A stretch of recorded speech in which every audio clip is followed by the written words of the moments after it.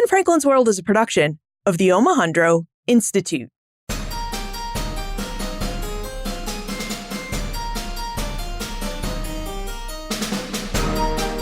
Hello, and welcome to episode 269 of Ben Franklin's World, the podcast dedicated to helping you learn more about how the people and events of our early American past have shaped the present-day world we live in. And I'm your host, Liz Covart. Welcome back to our Team Favorite series, a series where you get to meet three of my Omohundro Institute Digital Projects teammates, and where they tell you all about their favorite episodes and why they love them. Now, last week, I introduced you to my teammate, Joseph Edelman, and he told us why our conversation with Nick Bunker about the life of young Benjamin Franklin stands as one of his favorite episodes. Well, this week, you're going to meet Holly White, the Omohundro Institute's Assistant Editor of Digital Projects and OI Publications. Now, you may have already interacted with Holly in our private Facebook community. She's a real active presence in that group. She's always posting pictures, asking questions. Plus, Holly is a really big help behind the scenes where she helps me read and research for many of our episodes. Now, I have to admit, when Holly told me what her favorite episode was, I was surprised because Holly chose a really early episode, an episode from the podcast's first year of production. Curious which episode stands as Holly's favorite episode and why? Here's Holly White to tell you about it. Hi, my name is Holly White. I work as a producer on Ben Franklin's World, and I'm also the assistant editor of digital projects and publications at the Omohundro Institute. So my role on the podcast is I provide research and episode production support to Liz. My favorite episode is from 2015. It's episode 32, Marchetti Coughlin, One Colonial Woman's World. I really enjoy episode 32 because it tells a fascinating story about an early American woman, Mehetabel Chandler Coit, and her 17th century diary. As a historian, I find Mehetabel's diary a fascinating source. First, it's the oldest known early American woman's diary in existence, but the source itself tells us so much about the average woman's life in early America. Now, here's Liz and Michelle. I hope you'll enjoy this episode.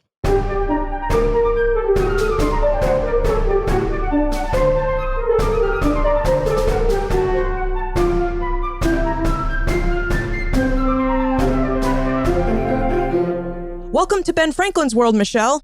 Thank you, Liz. Thank you for having me. Well, I'm excited you could join us because One Colonial Woman's World really sheds light on what daily life was like for women and families in colonial New England, and not just in the 18th century, but in the 17th century as well. Could you tell us a bit about yourself and how you became interested in early American women's history? Sure. Well, I've always been interested in history, and early on, I was particularly interested in 19th century history. But then I took a class with Sack Van Berkovich, and it was on the Puritans, and that really helped me see the Puritans in a new way. And I was just fascinated by them as a people. They're so complex. There are so many writings, their writings that have been left behind. And I'm also just very interested in that period of American history because, you know, with the settlers coming over from England, and there are all these different ideas here and all of this change, and it is a new frontier. So I'm very interested in that period. And I became interested in women's history. I was pretty much always interested in women's history, but I was just dismayed when I was studying this early period to discover just how few women's writings were available for study, but also how few women from this period had been studied. And I believe there's still, you know, it's getting better. More and more people are studying early American women, but there's still a lot of work to do, I think. And I think the period is kind of still dominated by male narratives. And I think if you're not hearing stories about women and people of color from this period, you're just really not getting the full picture of early American life. And it seems one of the things that hinders scholarship on early American women is the fact that aren't necessarily a lot of records left behind. And in particular, it seems that diaries kept by women during the 17th and early 18th centuries are really rare finds. And yet you managed to find one. So how did you discover Mehetabel's diary? Yeah, so I was doing researching early New England diaries, and this grew out of a graduate school project. And I was disappointed to discover how few women's diaries from the period were available for study. This is, of course, because many had been lost to time. but also because many women of the period could read but couldn't write.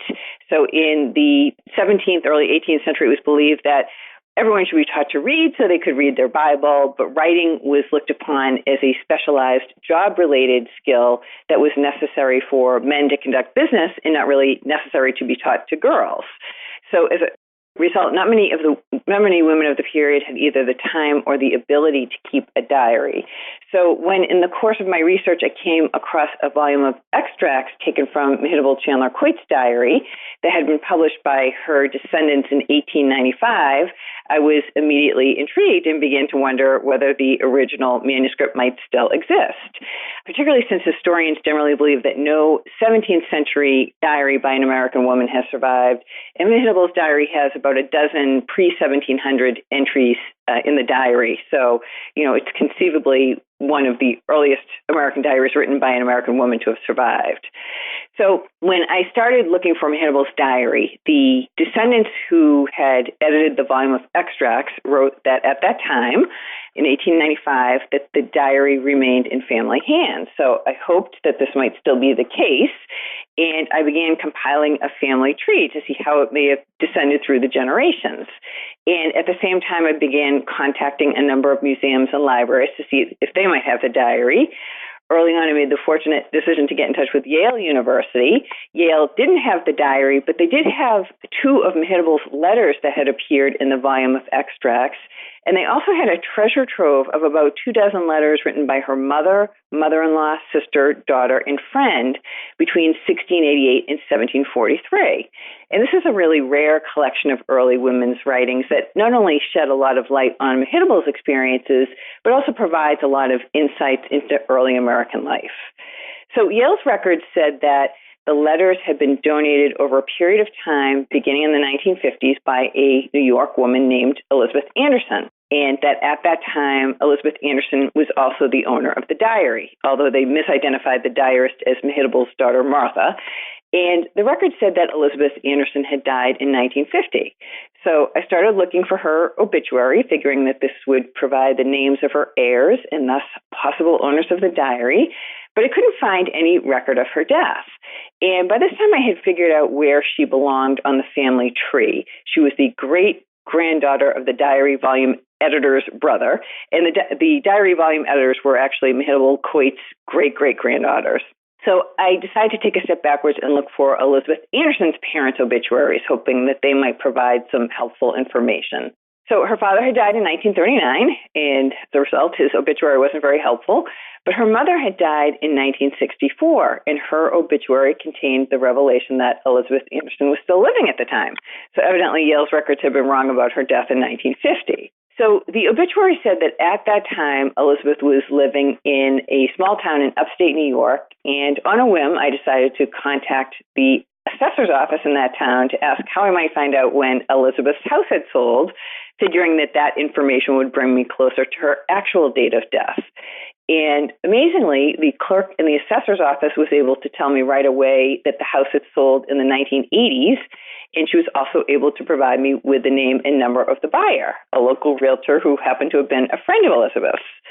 So I called up the buyer. He told me that he and Elizabeth had stayed in touch for several years, but he hadn't heard from her in about 4 years, and that he knew she had moved to Pennsylvania, and he suggested I speak to his wife, that she might know more.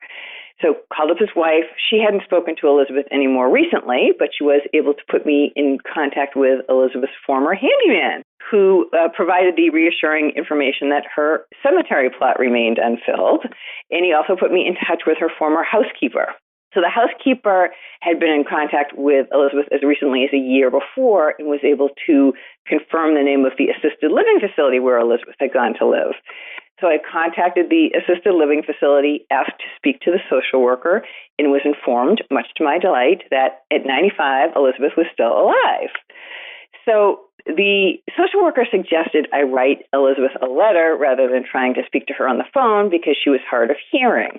And although my immediate impulse was to jump on a plane and go see her, I was ultimately glad I heeded the social worker's advice because Elizabeth ended up not being quite sure what she had done with the diary. She thought she might have donated it to Yale along with the family letters. So this was a very discouraging development, but then the social worker put me in contact with Elizabeth's closest relatives, a cousin and his wife living on Long Island. Called up the cousin's home. His wife answered the phone. I explained why I was calling, and she said, "Oh, I have that diary right here." So this was very exciting. And what was equally thrilling was that when the couple soon sent me a copy of the original manuscript, I saw that it contained a wealth of material not included in the published extracts. There were poems and medical remedies and recipes, and all this information really helped round out a picture of Mehetabel's story, as well as adding to the historical significance of the diary. And I do have to say, another way that the original manuscript differed from the volume of extracts was that in many ways, the entries did not appear chronologically, but rather appear to have been organized thematically. So one page might have entries relating to journeys that Mehetabel or members of her family had taken. Another page might have entries relating to the launchings of her husband's ships. But the very specific nature of the dates confirmed that they were recorded at or very close to the actual time of the event. And I took the diary's inscription, which was Mehetabel Coit 1714, to indicate that Mehetabel acquired this particular volume in 1714, and then copied into it entries from an earlier journal or collection of scraps of paper. So that is the story behind finding the diary. Wow, I didn't know that that story was that involved. I mean, you were truly passionate about this subject that you were willing to put in all that genealogical research and effort into tracking it down. Yeah, it was amazing that it actually worked out. And, it's just so fortunate that all these different people I talked to along the way were willing to help me out and, that it had such a happy conclusion. Now, you received photostats or pictures of the diary, but have you ever seen the original? I mean, what does that diary look like? And yes.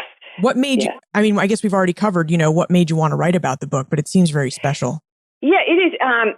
Originally the couple sent me copies, Xerox copies of the book, but then I did go see the original, and it's about 3.5 inches by 5.5 inches. It's leather covered volume. It shows its age, but it's in very good condition. They take great care of it. And in fact, I did a talk in New London, and the diary owner came out from Long Island and brought the diary. So that was, fun for people to see that. But it really is a remarkable document. And, another caveat for the diary is that it's a life record. Mehetabel kept it from the first entry dates from 1688 and the final dated entry from 1749.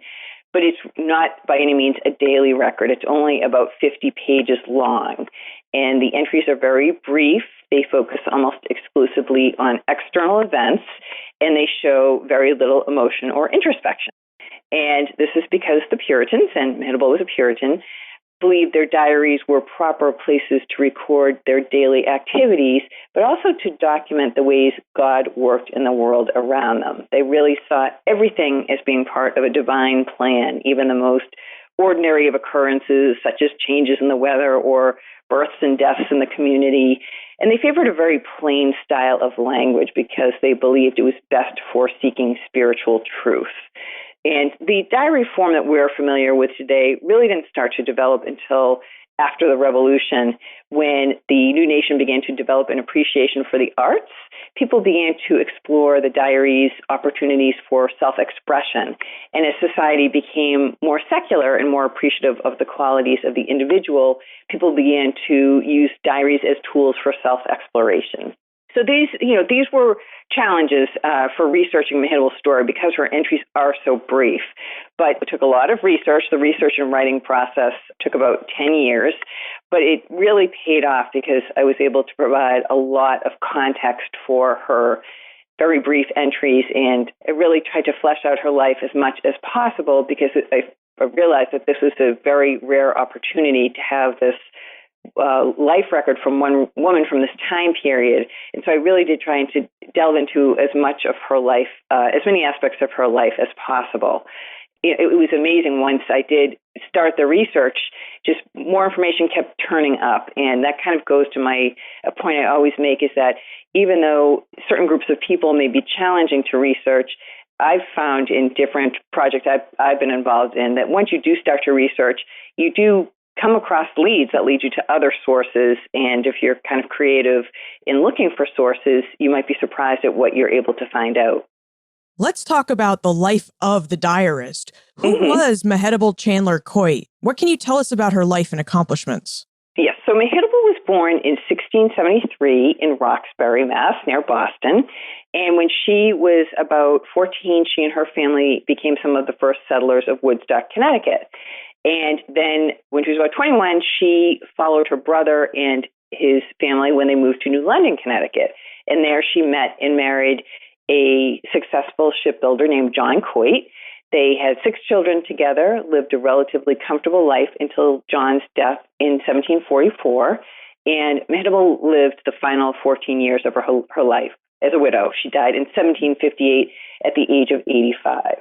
And so that's the bare skeleton of Mehetabel's life.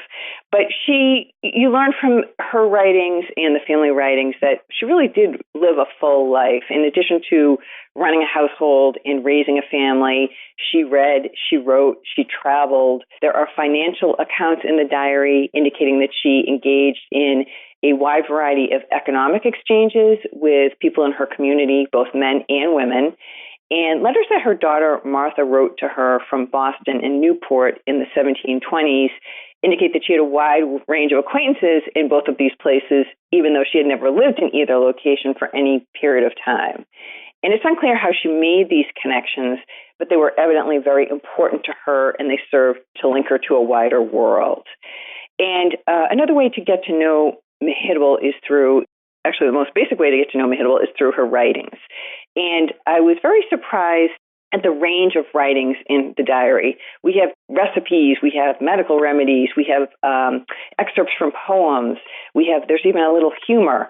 I thought it was interesting that she definitely is paying attention to current political events. Only there are a few references in her writings. For example, she writes, one of her earliest entries is April 18th, 1689, the Revolution at Boston. And here, of course, she's referring to the coup that Bostonians staged following the deposing of James II, following the invasion of England by William of Orange and his wife Mary. And as we know, the colonists greatly disliked James because he had arbitrarily replaced their elected form of government with a royally appointed governor and council. And his first appointee as royal governor, Sir Edmund Andros, came in and instituted a number of sweeping changes. He imposed new taxes. He restricted town meetings. He really curtailed the colonists' political liberties. So even before they had received official confirmation of William and Mary's having taken the throne, the citizens of Boston arrested and imprisoned Andros, and this is a move that would inspire another group of Boston patriots generations later. So Mehetabel takes note of this event in her diary, and although she doesn't record her feelings about the event, elsewhere in her diary there's a poem that begins, "For the few hours of life allotted me, grant me, great God, but bread and liberty."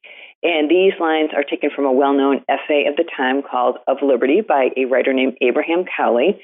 And Cowley begins his essay with the proposition that the liberty of a people consists in being governed by laws that they have made themselves, the liberty of a private man in being master of his own time and actions.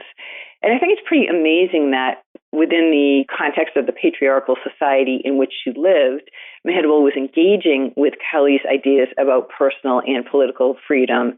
And I think it indicates that other women of the time, although they were excluded from the political process, were also engaging with these concepts as well. And just one last thing about Mehetabel as a person, there's a great little anecdotal line in the volume of extracts from her diary dating from 1895 where the descendants write, "There's a traditional remembrance of Mehetabel Chandler Coit as a person of unusual power, mentally and physically." So I thought that's an intriguing characterization. And then Mehetabel's 21st century descendants have come to refer to her as the incredible Mehetabel. You mentioned that Mehetabel grew up in Roxbury, Massachusetts, but then she and her family moved to New Roxbury, Connecticut. Could you tell us why many early Americans decided that they would leave a settled area like Roxbury for the frontier of New Roxbury in Connecticut? And can you describe each of those locations, like where is she living and then where is she moving? Yes, and you said New Roxbury, and that's what the settlement of Woodstock was originally called, New Roxbury. So Roxbury, Mass, it was a wealthy community. It was very close to Boston at the time. It was home to many of the elite. It was a lovely town. Mehetabel's family was not among the elite. They were in the middling classes, but they were definitely socially upwardly mobile. They moved to Woodstock because it's why many other people moved at that time, for land and opportunities. And so once they did move to Woodstock, New Roxbury, her father and her brother were able to acquire vast tracts of land. And they also became selectmen, and they became very prominent in town government. Her father became a deacon. So they were really, really upwardly mobile. Now, Mehetabel and her mother and her sister, on the other hand, had a very different experience, because in Roxbury, they would have had access to many consumer goods because they were close to Boston. They had a well-established home. They had access to hired help to help them around the house with the different household chores. But they went to New Roxbury, and there weren't many people settled in that area at the time.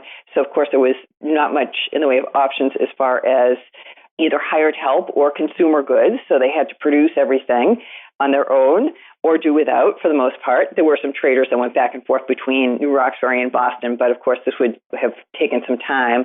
And they were isolated from other family members and friends. So I think this is one of the major reasons why Mehetabel chose to leave when she was about 21 and go with her brother to New London. We know that her sister, Sarah, writes to her later on when New Roxbury is experiencing difficulty with the Indians. The reasons people had moved out to New Roxbury, Woodstock, to begin with, was that after King Philip's War, the local Indians had left the area, and it offered wonderful agricultural land, and it still is a very agricultural community. But then Indians started coming back, and of course, later conflicts developed. So the New Roxbury was in a position of just really having to fend for itself. It was in a position of great difficulty. There was a point where some Indians attacked a family in Oxford, which was the nearest community, and killed several members of the family. The remaining members of the family escaped to Woodstock, and the people of Woodstock put out a call for help to the Massachusetts government. At this time, New Roxbury, Woodstock was still part of Massachusetts, later became part of Connecticut. Help was very slow in coming, and the people were ordered to stay put because they had to defend the community. So they were in a very difficult position. And at one point, when Mehetabel was married and living in New London, her sister Sarah writes to her, "Have you forgotten garrison fears, you who are now in prosperity?" And ironically, Mehetabel must have then asked Sarah to come visit her in New London, because shortly thereafter, Sarah was married to Mehetabel's husband, John's brother. So it seems like you move for prosperity, but at least in the 17th century, it comes at a real price, which is, your safety and comfort. You mentioned that Mehetabel married John Coit of New London, Connecticut. She marries him about June 25th, 1695. Would you tell us about the match? Who was John Coit? How did he and Mehetabel meet? And while we're on the subject, what are early New England courtship rituals like? Mehetabel probably met John Coit through family members that she had in New London. Members of her mother's family were among the early settlers of New London, and that's likely how she met him. He, as I said, he was a successful shipbuilder. He came from a shipbuilding family, and for many years, his family shipyard was the largest in New London. So they're very well-to-do. We don't, unfortunately, have any surviving writings between Mehetabel and John Coit, which is unfortunate because it would have been great to find some insight into their relationship. But basically, during this time period, love was considered to be integral to the success of a marriage. And, we have kind of a stereotype that some people still kind of believe in, that marriages were arranged, and they were arranged at a very early age. And both of those stereotypes are untrue. Mehetabel was married in her early 20s, as were most brides of this time period. Certainly there were exceptions. One of her sisters married at 16. But girls typically married, or women typically married in their early 20s, and men were typically a couple of years older. So love was considered very important to a match at the time, and social rank was considered extremely important. You wanted to marry someone who was within the same social status as you were.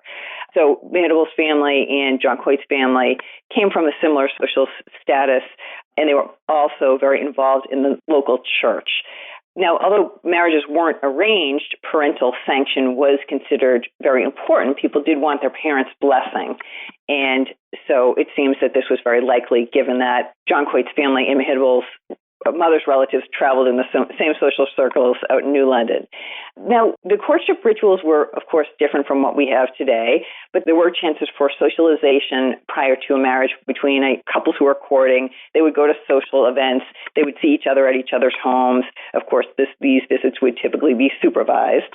And then once they decided to marry, their parents would make some financial arrangements. Each set of parents would make some type of contribution to the couple to ensure that they were on a good footing when they started their married life together. So I did say that love was considered very important to a marriage at this time, and marriages were seen as a partnership. However, the man was always considered the head of this partnership. And a woman, she's not enter into the marriage state very lightly, because once she did so, she would enter femme covert status. Basically, her identity and her legal rights would be subsumed under those of her husband. So it was not a step that one took lightly. It's unfortunate we don't have any writings between the two, when we have so many writings between Mehetabel and the female members of her family, so we can get insight into those relationships, but not really into the relationship between her and John Coit. They were married for a very long time. I think it was probably about 50 years. So one hopes they had a good relationship because it was a very long-standing relationship. There are some listener questions that have been submitted about what life was like for Mehetabel and other women like her, just in terms of, their daily lives. So once Mehetabel married John Coit, she became the woman of the house. And Charlize would like to know what chores or social activities average women like Mehetabel would have performed on a typical day. Oh, there were many, to be sure. Even if you were a well-to-do person and could afford help, which I want to return to that point in a minute. But basically, there was a great pressure on women of this period to be considered notable housewives, that they were capable of accomplishing a wider range of tasks in the household efficiently and economically. So there was not only the responsibility for overseeing meals and kitchen gardens and livestock and sewing and cooking and cleaning and candle making. The list is seemingly endless. But many women were able to have some help. Some had hired help and some had slaves. And Mehetabel and her husband were the owners of 4 slaves that we know of: Nanny, Nell, Mingo, and Peter. And Mingo and Peter likely helped John Coit with his work at the shipyard and perhaps just basic household work, outdoor household work, around the farm. But Nanny and Nell would have helped Mehetabel with childcare and with basic domestic work, and probably, in particular, Nell, who was younger, helped probably with the most disagreeable tasks, the hardest, dirtiest tasks, because why would you do them yourself if you had a slave who could do them for you? And this is something that needs to be considered when we think about, Mehetabel's workload was heavy, yet she did have this assistance. And I think, veering off on a different point, considering that she did have this very heavy workload, as did all women of the time, I think it is amazing that she was able to continue to keep her diary throughout her life. And although her diary is not like a 19th century diary where you see 19th century diaries where women pour out their hearts and their feelings. It's not that type of a diary. But the fact that she was able to maintain this commitment to her diary, I think, is pretty amazing. And one important point I did want to make about Mehetabel as a diarist was that she probably got her love of writing from her mother, Elizabeth Douglas Chandler. And when I was researching Mehetabel's story, it was the very end of the process. I had finished the research and writing, and I went to the Yale archives to make sure nothing relating to Mehetabel had escaped my notice. And there I found a 64-page poem written by her mother, probably completed about 1681. It's called A Meditation or Poem, being an epic of the experiences and conflicts of a poor, trembling soul in the first 40 years of her life. So it's basically a narrative of Elizabeth Douglas Chandler's spiritual development. And as I said, probably completed about 1681 when she was 40. And it's an amazing piece of writing. And then after I finished the book, I was contacted by a descendant, a retired attorney in Seattle, who happens to have a 17th century letter book that appears to have been kept by Elizabeth Douglas Chandler as well. And this is only 18 pages, and it's a very idiosyncratic document. It contains letters both sent and received by Elizabeth Douglas Chandler. However, not all of these letters she doesn't appear to have been either the original author or recipient of several of them. And a number of them are love letters. And the authors of some of these letters are signed with an initial and some not at all. So there's a lot of documentation in the family that supports that this was Elizabeth Chandler's letter book, but it really presents a whole different side to her character. And again, just the fact that these women took the time out of their very busy lives to preserve these writings, I think is amazing. And I think that the recovery of the diary, the letters, the poem, and the letter book, I think it's a really strong indication of that other women's writings of this period that have been forgotten, overlooked, or misidentified may yet come to light. And I think that hopefully with the development of new online research tools and finding aids and specialized databases, that they might become that much easier to locate. How typical was it for an early American or early New England family to own one or more slaves? And how did families integrate the slaves into their households? Did they have separate houses for them, like on a plantation? So those are very good questions. It was pretty typical in seaport areas for families to have slaves. Of course, it was nothing like Southern slavery, where there were large plantations with many, many slaves. Typically, a house might have one or two black servants, and their living quarters were in the house with the family. So this type of paternalistic system developed, where the slaves were considered part of the family, as were white servants, and yet, of course, they were not considered to be on the same level as flesh and blood family members or even the white servants. It was a less harsh system up here, but it was still a very harsh system because, of course, any system where you're deprived of your personal freedom or your right to be with your family is very harsh.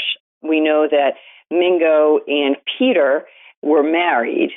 It does not seem that they lived with their wives, so they were clearly separated from their families. And now we're not sure whether she ever married or had children, but John Coit, when he made his will in the 1740s, after Nell had been with the family for almost 30 years, writes that he would give his Negro woman Nell to Mehetabel unless he decided to sell said Negro woman. So they lived this very precarious existence where, even after being with a family for decades, there's still the possibility that you could be sold.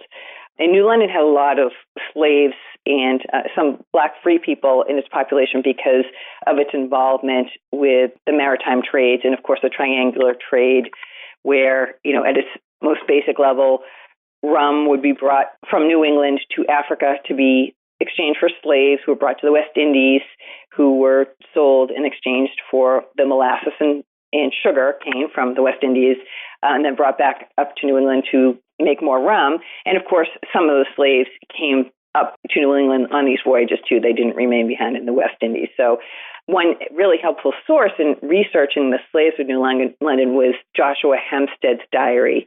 He was Mehetabel's near neighbor and actually a distant cousin, and he kept a diary dating from 1711 to 1758 that's been published.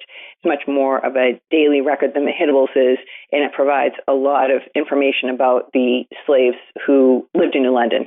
And he actually provides a lot of information about Mehetabel's family, and ironically, the final entry in his diary is old Mrs. Mehetabel Coit died today, and then he himself died a couple of weeks later. Wow.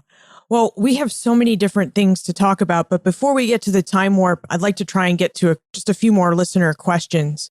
One listener would like to know about childbirthing and what it was like in the late 17th and early 18th century. And as Mehetabel had several children, who would have seen her through her labor and deliveries? Would it have been Nell? Very good question. So childbirth was a communal event, as many other rites of passage in early America were. So Mehetabel, when she was ready to give birth, would have been surrounded by neighbors, family members. She was done with childbearing by the time Nell came into the household. But, there would have been a lot of people in that house when she was ready to have a baby. Of course, it was a very dangerous event. There was a lot of risk for both the mother and the infant, not only during the process of the actual childbirth, but then afterwards, there was a great risk of postpartum infection, and that actually killed more people than the actual labor did.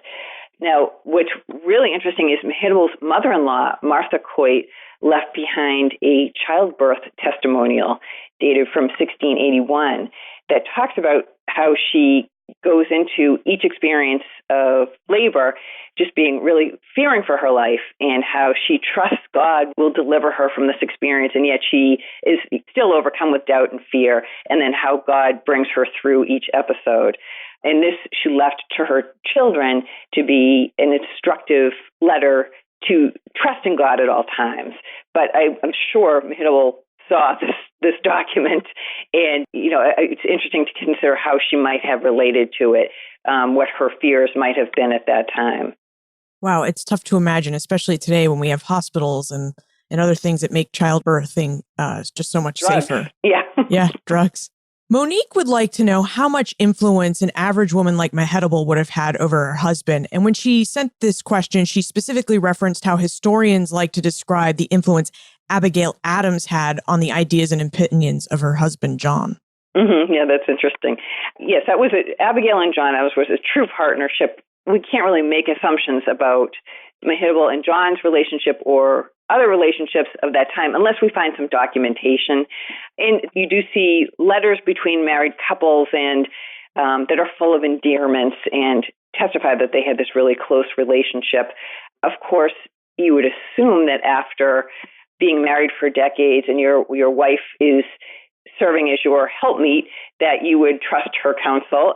In Mehetabel's case, we know she kept accounts on her own behalf. She talks about trading different items, cloth and clothing and rum, but that she also kept some accounts on her husband's behalf. So she was assisting him. She was what, there's a common term of a wife acting as a deputy husband during this time period. And so she was definitely assisting him in his record keeping.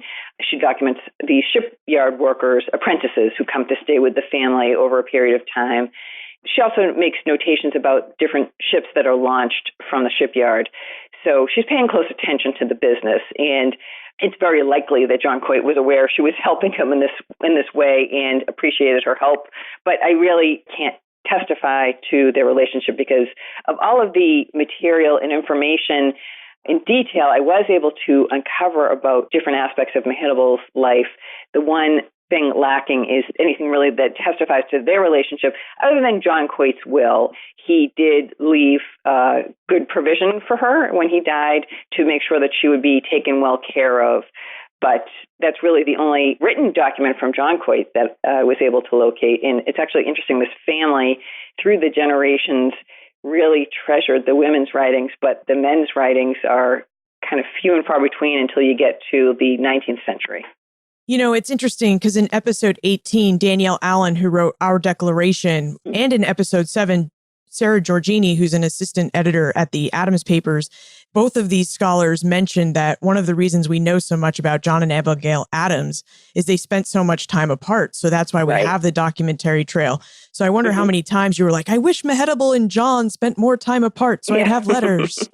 But I mean, I'd like to have something, those long distance relationships weren't typical. Most married couples stayed together for a long time. Before we move on to the time warp, one last question. Teresa would like to know how early American women did their laundry. She's wondering, in the 17th and 18th century, you didn't typically have running water in your house. So where do you get the water, and do you wash inside the house or in a river? Right. I think it varied. I think it entailed this would be one of the most unpleasant chores. And this is something that Nell would be doing, because it's a lot of heavy lifting. It takes a lot of different steps of getting the water. I think people got the water from wells and brought it to the home and then heated it over the fire so that, you'd have hot water for washing. But it was backbreaking work, carrying the pails of water and then just dealing with the heavy wet clothes. So yes, that would be something that Nell definitely would have helped with. Well, thank you for taking the time to answer our questions, but now it is time for the Time Warp.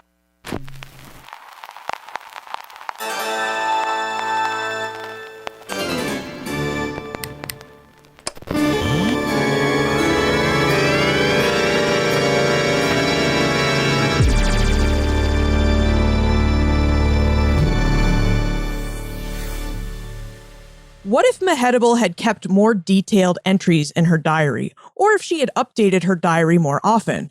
What would you like to know about her life that you don't already know? Or perhaps, what would you like to know more about the lives of early New England women in general?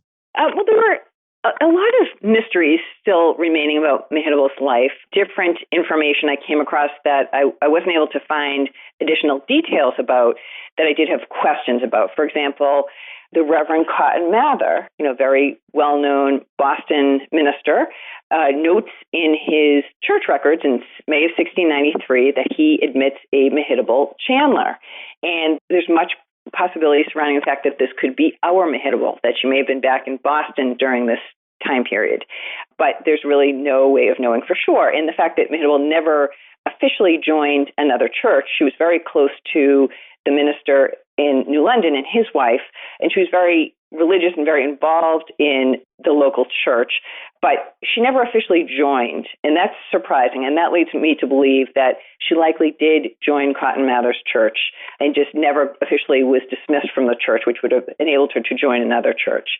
Another mystery surrounding her life that I would like answered is her daughter writes to her from Newport in 1722, I believe it was, I hear you have had Ben Uncas to visit you. And Ben Uncas was the leader of the Mohegan Indians, which was the largest tribe in Connecticut. They lived in the New London area. And there's really no telling why Ben Uncas would have been to visit Mehetabel. I'd love to know the reason behind that. And finally, I'd like to know why in her diary, when Mehetabel records her entry about Nell coming into her household, she writes, Nell came here in September in 1717, she then being 20 years of age. And then she writes Nell with these two long dashes after it. And it's really unlike anything else in the diary. And it leads me to believe she wanted to record something more about Nell, but found herself unable to articulate her thoughts. And I'd love to know what she wanted to say about Nell. Of course, I'd also love to know what Nell might have said about her. And I'd love to know more about the four slaves in general. And of course, if her diary had been more detailed, I'd like to know how she felt about her life. And that's something that I'd like to know about early New England women in general. How did they feel about their lives? You get a lot of external detail, but the intimate thoughts and feelings you really can only get from letters that survive at the time. So that's what I hope to continue researching, find out more about how these women did feel about their lives. Before we conclude, would you tell us about what you're working on now, how you're working to get at how early New England women felt about their lives, and perhaps if and when we can visit Abigail Adams' birthplace? Yes. So I serve on the board of the Abigail Adams birthplace, and the birthplace is open various times during the year. The open hours are on the website, which is abigailadamsbirthplace.com. And we always welcome visitors. Feel free to like us on Facebook. And we have recently done some major programming there. We'll have more programs coming up soon, but we did a program recently on the slaves that belonged to Abigail Adams' father and what it was like for her growing up in a slave-owning household. And we also did the latest in a series of Women's History Month author panels. This one was on trailblazing women, and it was on Anne Hutchinson, Margaret Fuller, and Amelia Earhart. As far as my own writing, I have an article coming out about Abigail Adams' maternal grandparents, the Reverend John and Mary Mason Norton, that will be coming out in American Ancestors, which is the magazine of the New England Historic Genealogical Society. And I am working on a book on Penelope Pelham Winslow. And she was the wife of Plymouth Colony Governor Josiah Winslow. She's a fascinating figure because she lived part of her life in England, part of her life in New England. She survived both the English Civil War and King Philip's War, and I plan to look at her life in connection with different family members as well as servants and slaves owned by that family. So there's a lot of connections that can be drawn there and proving to be a fascinating project. So where is the best place to look for more information about you, your work, and how to get in contact with you? Yes, so and I'm continuing to do different talks, and these are listed on my website, which is onecolonialwomansworld.com. Okay, and we'll include a link for that in the show notes page. Thank you so much for joining us and telling us all about Mehetabel Chandler Coit and for answering our questions, Michelle. We enjoyed it. All right, thank you very much, Liz. I enjoyed it myself. Thank you. Mehetabel Chandler Coit was an everyday woman, and yet she was also remarkable in that she kept a diary. As Michelle revealed, many early American women could read, but very few could write, because early Americans believed you only needed to know how to write if you were going to practice business, which is not an opportunity that most early American women had. Of course, as we know, not having an opportunity to practice business does not mean that early American women didn't work hard. Michelle provided us with many examples of the hard work that women performed around their households to keep them running when she kindly answered all of our questions. You can find more information about Michelle, her book, One Colonial Woman's World, plus everything we talked about today on the show notes page for this episode. You'll find it all at benfranklinsworld.com/032. Finally, is there something more about Ben Franklin's life that you'd like to know about? Drop me a line, liz@benfranklinsworld.com. Ben Franklin's World is a production of the Omohundro Institute.